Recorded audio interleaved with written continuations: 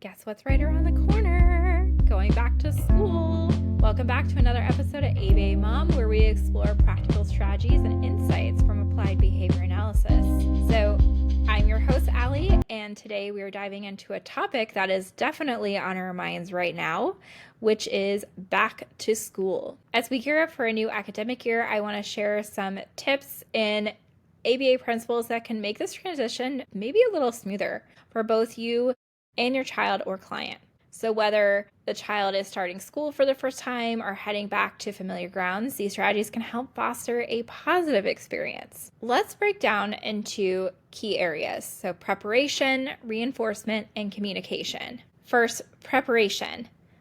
The more prepared your child is, the more, and this is not an ABA term, but the more confidence that they may feel, and it also provides a structure.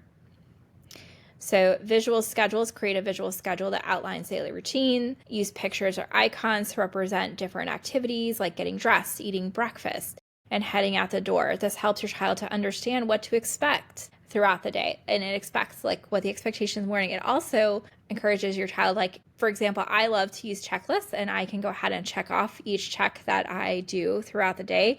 This can help establish a routine and also some structure to getting ready in the morning. I know that I have a couple kiddos that definitely have a hard time with the morning routine. Getting out the door is a stressful time for parents. The visual schedules can definitely make a difference. It's knowing what to expect, and it also helps kind of break down what the steps are for them. Practice transition. So if your child struggles with change, practice transition from summer to school. This time of year is when I like to start an earlier bedtime routine. So usually the week before school starts, I like to try to have them go to bed a little bit earlier to establish that routine. So role play scenarios, getting ready in the morning, packing a backpack.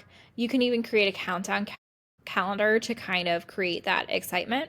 Familiarization. So if possible, and there's a lot of meet the teachers coming up, you can visit the school before the first day. So you can walk around the building, find their classroom, meet the teacher. Familiarity can ease some of those first day jitters. Now let's talk about reinforcement.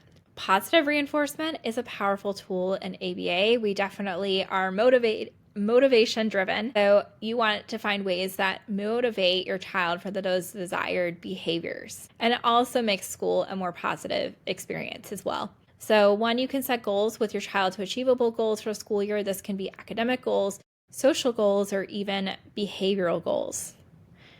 It depends on the need of your child, where those strengths and weaknesses are, and that's how you can set some of those goals for them. Reinforce success, so celebrate their achievements, no matter how small they may be. Use a reward system that resonates with your child, so stickers, extra screen time, special outings. Those can go a long way with motivating them, and you can even set it up as a visual to kind of see where they are as well. Behavioral contracts. So for older children, one thing you can consider is creating a simple behavior contract, which outlines the expectations for school related and what you can also sign it with your child. So what the expectations are for them, what their expectations are for you, and set a reward system for them. This gives them a sense of ownership and responsibility. Segment 3, communication. So let's finally discuss communication. Effective communication can strengthen your child's support system at school and at home. Daily check-ins. So establish a routine for checking in with your child about their day.